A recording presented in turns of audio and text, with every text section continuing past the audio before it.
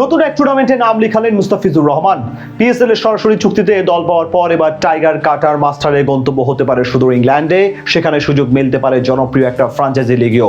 বাঁহাতি পেসারকে তোলা হবে নিলামের মঞ্চেও। প্রায় 950 ক্রিকেটারের মধ্যে জায়গা পাওয়া ফিজকে নিয়ে আগ্রহী হতে পারে বেশ কিছু ফ্র্যাঞ্চাইজিও।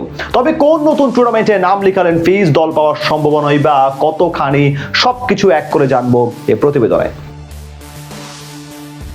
থেকে মোস্তাফিজকে সরিয়ে দেওয়া এবার কপাল চাপড়াচ্ছে দেশের সমর্থকেরা। বিশেষ করে হতাশায় ডুবছেন কলকাতার মালিক শাহরুখ খান। মোস্তাফিজকে বাদ দিয়ে এখন মাথায় হাত ফ্র্যাঞ্চাইজিটির। তবে একদিকে যখন ফিজকে না পেয়ে ভারতীয়দের মনে হতাশা, তখন মোস্তাফিজ দিব্যি কাঁপিয়ে বেড়াচ্ছেন পুরো ক্রিকেট বিশ্বে। নাম লেখাচ্ছেন বড় বড় ফ্র্যাঞ্চাইজি টুর্নামেন্টে। এবার 100 বলে জনপ্রিয় ফ্র্যাঞ্চাইজি টুর্নামেন্ট দ্য 100-এ নাম লিখিয়েছেন মোস্তাফিজুর রহমান। ড্রাফট থেকে সরে এসে প্রথমবারের মতো নিলামের মঞ্চে পা রাখতে চলা ইংল্যান্ডের জনপ্রিয় এই ফ্র্যাঞ্চাইজি টুর্নামেন্টে এবার খেলতে পারেন মোস্তাফিজ। সেই লক্ষ্যেই এই টুর্নামেন্টকে সামনে রেখে নিলামে নাম দিয়েছেন টাইগার এই কাটার মাস্টার।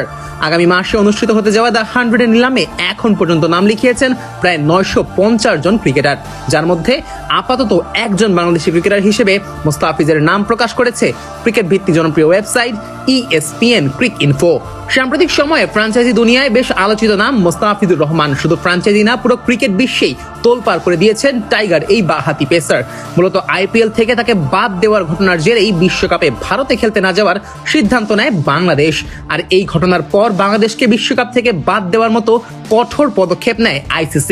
তবে IPL থেকে মোস্তাফিজকে বাদ দেওয়া হলেও পাকিস্তান সুপার লিগে ঠিকই ডাক পেয়েছেন কাটার মাস্টার। সরাসরি চুক্তিতে তাকে দলে ভিড়িয়েছে বর্তমান চ্যাম্পিয়ন লাহোর কালান্দার্স। পাকিস্তানি মুদ্রায় 6,44,00,000 রুপিতে তাকে দলে নিয়েছে লাহোর।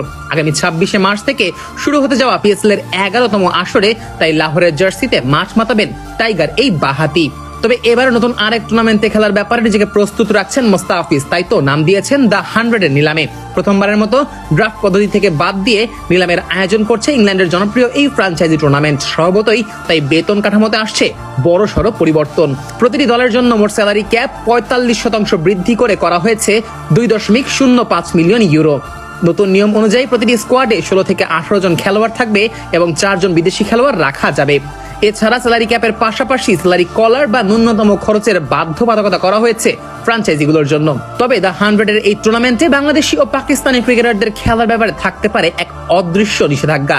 কেননা দ্য 100-এ 4টি দলের মালিক মূলত IPL এর ফ্র্যাঞ্চাইজিগুলোই। Mumbai Indians, Lucknow Super Giants, Sunrisers Hyderabad ও দিল্লি ক্যাপিটালসের দলের মালিকরাই দ্য 100-এ দল কিনে নিয়েছে। আর এর ফলেই বাংলাদেশি ও পাকিস্তানি ক্রিকেটাররা আদৌ দ্য 100-এ সুযোগ পাবে কিনা তা নিয়েও রয়েছে বড় রকমের ধোঁয়াশা। বিভিন্ন প্রতিবেদন অনুযায়ী জানা গেছে দ্য 100 নিলামে এবার পাকিস্তান থেকে নাম দিয়েছে অন্তত 63 জন ক্রিকেটার, যাদের মধ্যে রয়েছেন শাহিন শাহ আফ্রিদি, শাদাব খান, হারিস রৌফের মতো বড় বড় তারকার নাম।